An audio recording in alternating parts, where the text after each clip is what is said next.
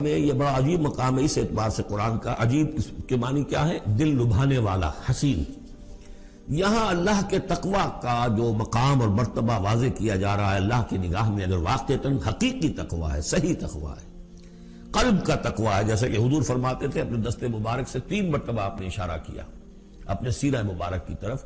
التقوی ہا ہونا، التقوی ہا ہونا، التقوی ہا. تقوی یہاں ہوتا ہے.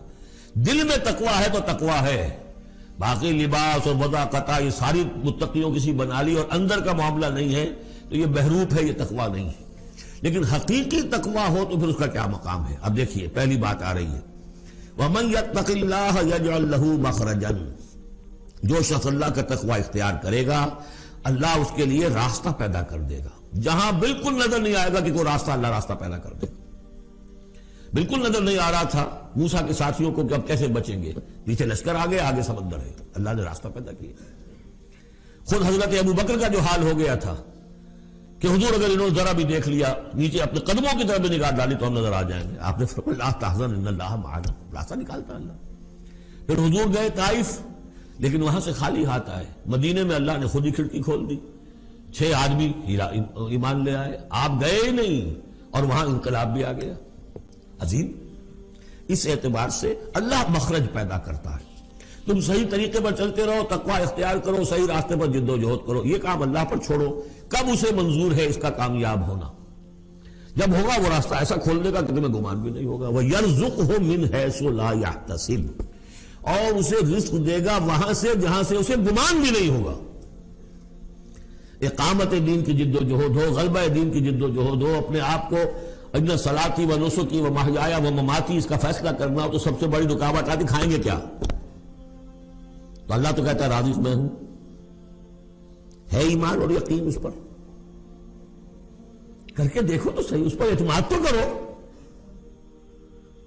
لیکن یہ کہ اس پر اعتماد کرنا، توکل، بڑی مشکل بات ہے. وہ تو جتنا ایمان ہوگا اتنا ہی اعتماد ہوگا، اور گہرا ایمان ہوگا گہرا اعتماد ہوگا. وَمَن يَتَّقِ اللَّهَ يَجْعَلْ لَهُ مَخْرَجًا وَيَرْزُقْهُ مِنْ حَيْثُ لَا يَحْتَسِبُ وَمَن يَتَوَكَّلْ عَلَى اللَّهِ فَهُوَ حَسْبُهُ.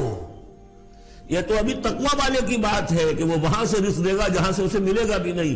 اور جس نے اللہ پر توکل کر لیا تو وہ اس کے لیے بہت کافی ہو جائے گا. توکل کر کے تو دیکھو، حسبہ وہ اس کے لیے کافی ہے. یہاں تک فرمایا ہے حدیث قدسی میں، حدیث میں، من کان فی حاجت اخیہ کان اللہ فی حاجتہ. اگر کوئی مسلمان اپنے کسی بھائی کی ضرورت پوری کرنے میں لگ رہا ہے، اپنا وقت صرف کر رہا ہے، اللہ اس کی ضرورت پوری کرنی شروع کر دیتا ہے.